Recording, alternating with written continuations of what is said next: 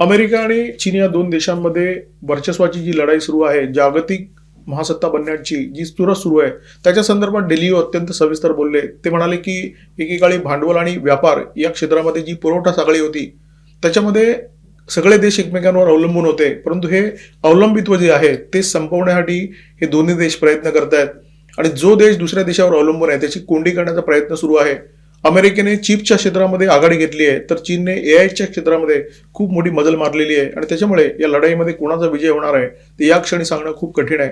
भारताच्या संदर्भात सुद्धा डेलिओ अत्यंत सविस्तर बोललेले आहेत. ते असं म्हणाले की चीन आणि अमेरिकेमध्ये जी वर्चस्वाची लढाई सुरू आहे त्याच्यामध्ये भारत हा अत्यंत अनपेक्षित परंतु शक्तिशाली असा घटक म्हणून उदयाला येणार आहे.